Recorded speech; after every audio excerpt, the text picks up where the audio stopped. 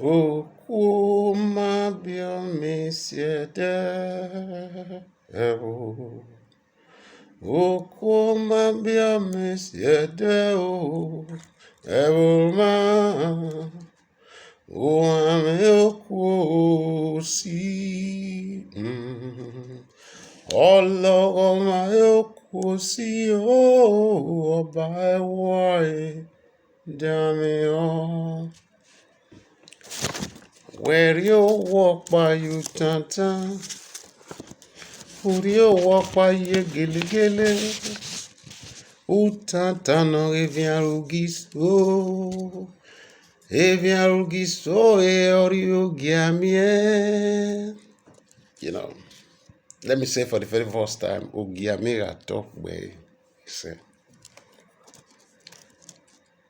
Once again, this is J.R. Sydney for the Sydney Table Talk Show, the XTTS. Today we are going to be talking about the benefits of the 1968-1979 Chief Traditional Rulers and Chief Laws of Edo State, as now to be amended in 2023. The benefits that we are likely to immediately gain from this new amended version in 2023 is that the Oba of Benin would no longer wake up and send anybody to destroy your house.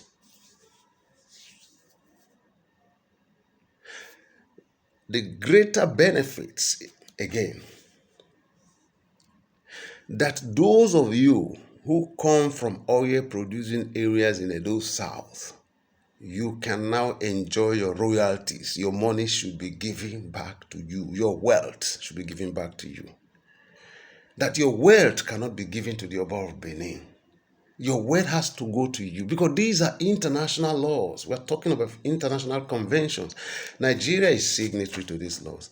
And let me tell you, within the Nigerian nation, these laws are working. If you go to River State, you see, when you go to Delta State, you go to Lagos State, you go to Kaduna State, you go to Kano State, the traditional institution is a cultural ambassador. Basically, he is a cultural ambassador. The traditional ruler, as far as the Nigerian laws are concerned, are the custodians of our cultural heritages.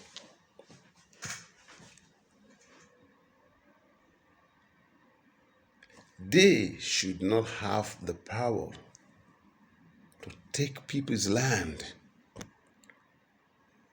OBASEKI is saying that the Oba of Benin should no longer be given that opportunity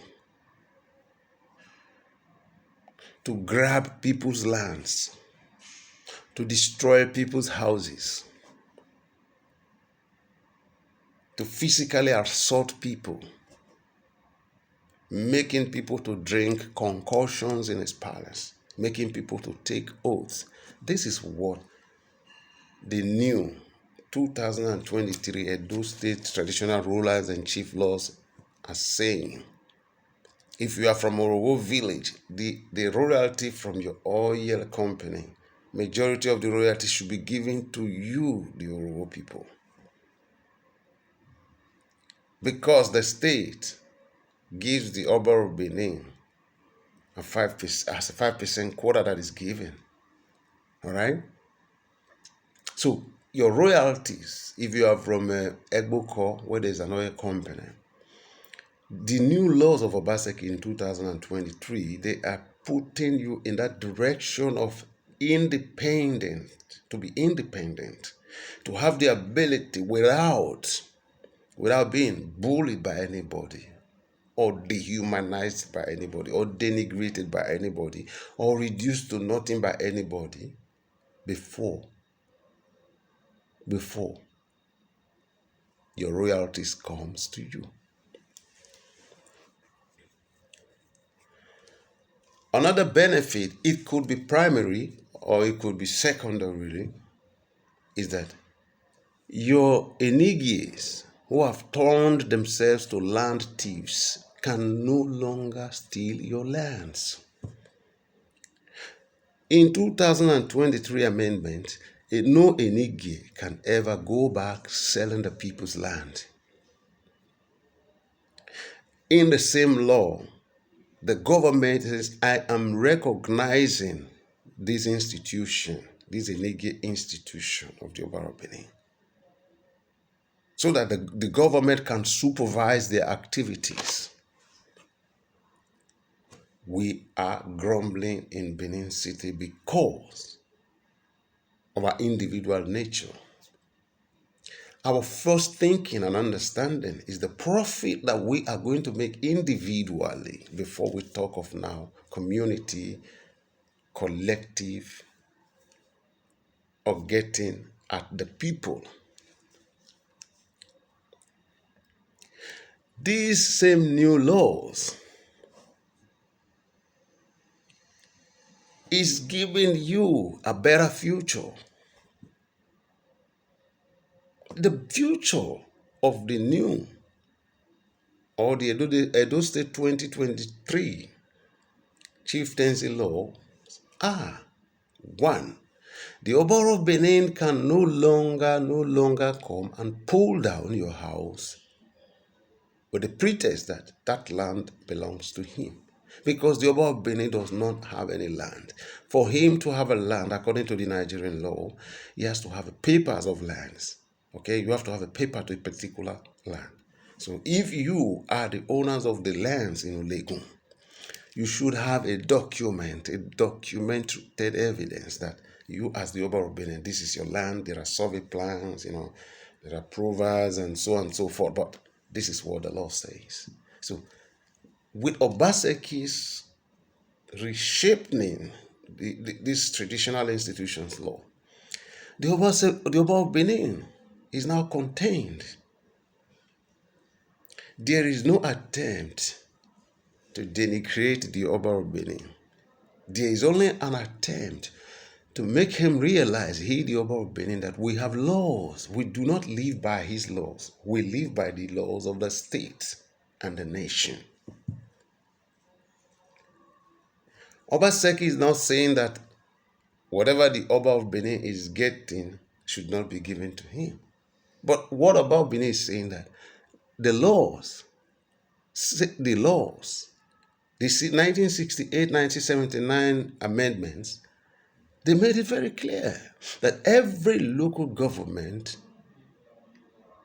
that it is within the purview of the state government to appoint traditional councils for each of the local government areas.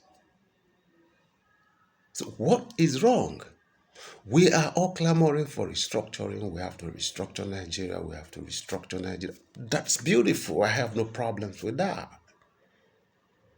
But when it comes to restructuring the Edo State Traditional Council's institution, some people are pinning it to the Oba of Benin as if the Oba of Benin is the only existential force in the whole of Edo South. Edo South is a very big territory. We have so many royal families in Edo South. You cannot, you cannot, all right, you cannot recognize the Oba of Benin as the only royal family in Edo South. This is unbelievable. We are not going to accept that, and nobody is going to accept that.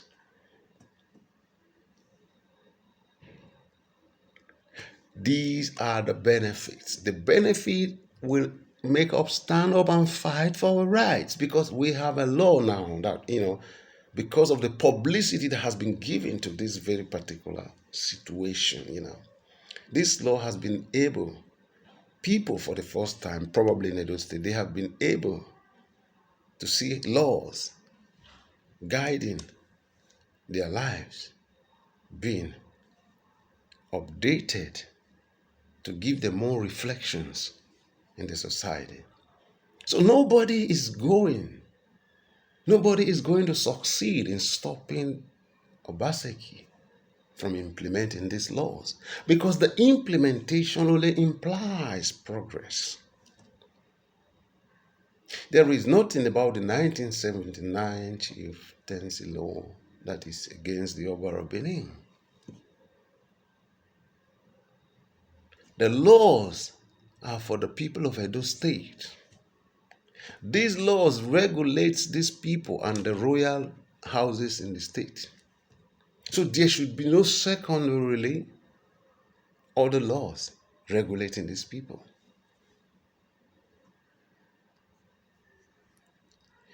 If you, as an individual, you look at the situation or what is happening from this very simple and biased, and I call it mama put perception of OBASEKI trying to victimize or denigrate or reduce the Oba of Benin to what I don't know, because what he is that he's the Oba of Benin. But what they are saying that OBASEKI wants to reduce him to, I do not know.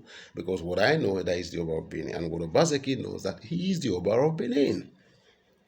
But here lies one question. OBASEKI is the chief security officer of the state. The people of the state voted him. And when they voted him, he swore by oath. He swore on oath. All right? He promised during his oaths that he was going to protect the lives, properties, interests of the entire Edo state. OBASEKI did not swear that he's going to protect the interest of the Oba of Benin or to a selected individual, even without, we can say, anonymous selected individuals.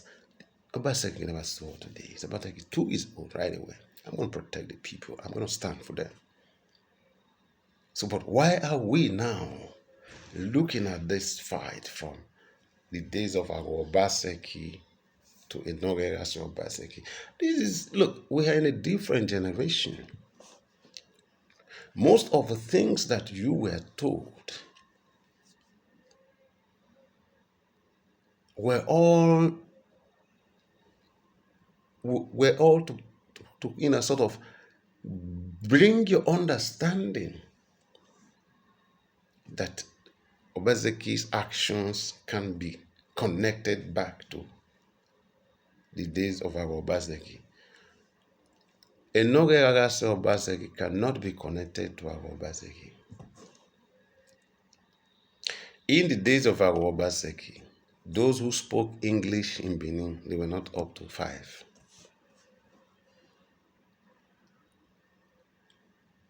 In the days of our OBASEKI, those who spoke English in Edo South, let me be specific, in Edo South, they were not up to 5.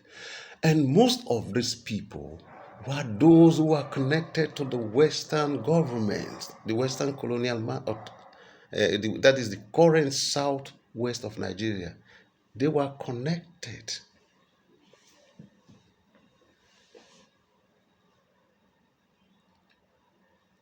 So you can't say that OBASEKI today is the governor of Edo State, a state where we no longer have our OBASEKI and Oba Ovorame.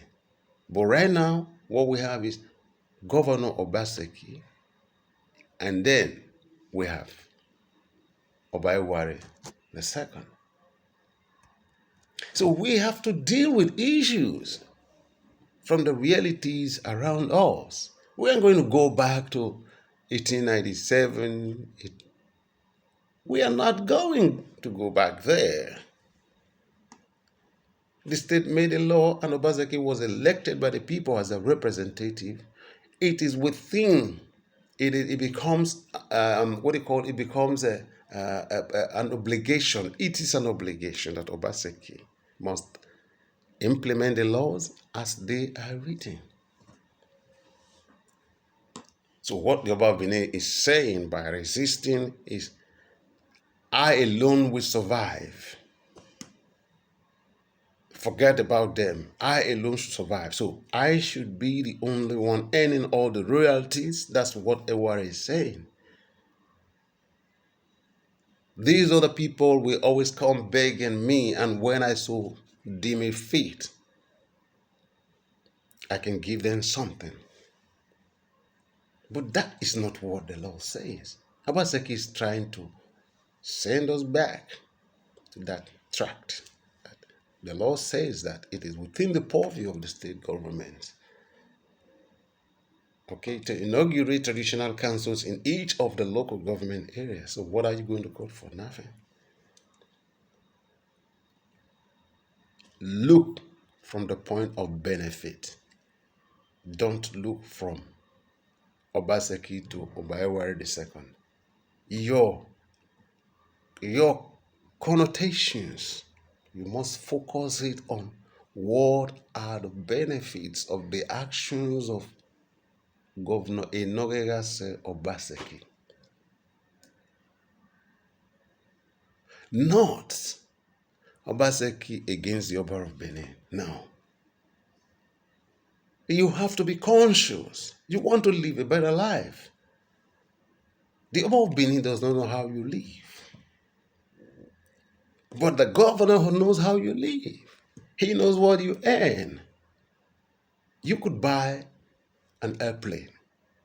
The governor knows what you earn. If he wants to deal with you, he can deal with you. Because the governor, he controls the entire system with his special assistants, commissioners, and so on and so forth. But the governor knows.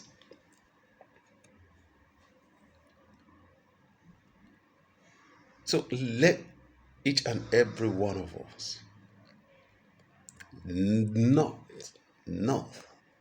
pin this very particular problem with that banal sentiments that this is Obaseki now in Oregas Obaseki. No.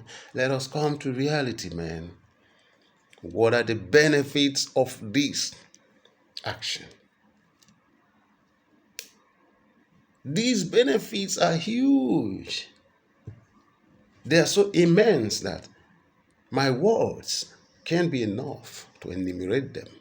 I can only basically give you the primary ones, that the moment you stand up, support Governor Obaseki's actions, you will start to reap the benefits. This guy is saying that if anybody is coming to your village to dig a borrow pit, the royalty of that borrow pit must come to you, the people of the village. He's saying that is what Obaseki is saying, point blank. So how are you going to tell me that you are not going to support such laws? Laws that intends to change your lives. You can't go against it. The Oba and his people, they are saying, no, everything must go to the Oba of Benin. That nothing should come to you when that thing is located in your land. But Obaseki said, no, what I'm doing here, it could look like a revolution, but this is redistribution. This is redistribution of wealth, trying to spread wealth again from that, even if at a very, very low level, he's trying to push back wealth gradually.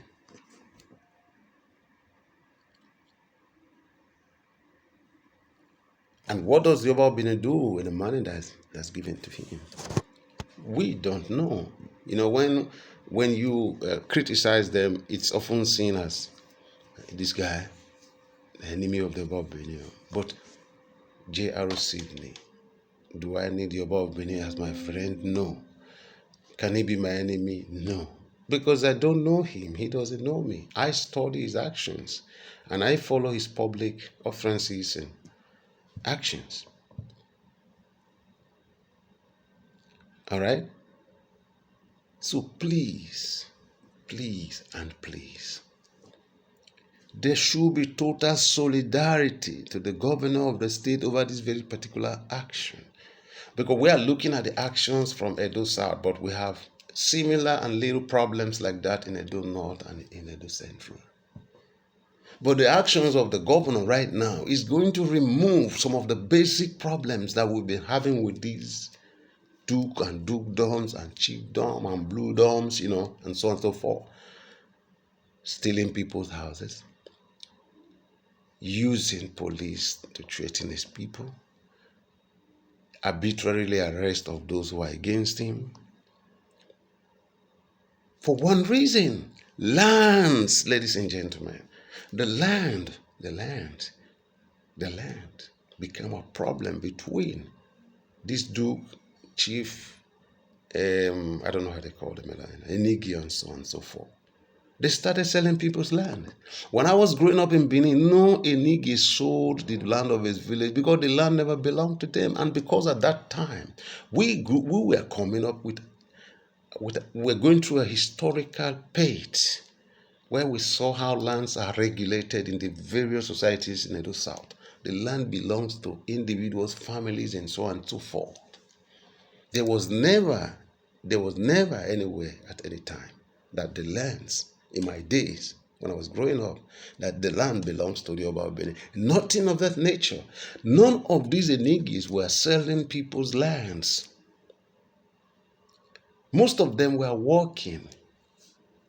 I knew one who was a military officer who retired when he was now installed as a duke or a dukedom, or whichever way you want to call him. I knew one who was a tank driver. I knew one who was a security officer. I knew another one who was a timber contractor. He was driving his truck. Okay? But somewhere along the line, in order for a radiawa to be able to emasculate the entire people, what he did, he started by, using these enigmas in encroachment on people's lands. These enigmas started taking over people's land. What they normally do, the moment they will make a declaration, Utona Obanaki, Utona Oginaki, right? Whatever that is left for the villagers. But before he came, there was laws there. There were laws there.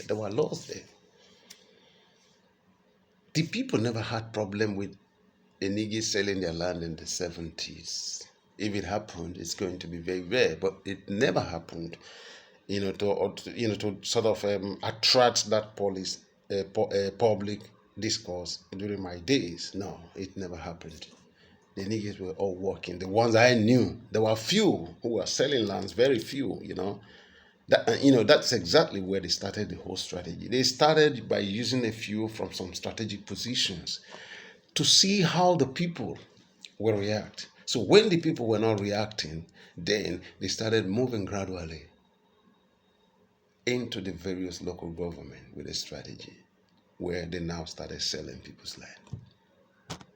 So when these new laws are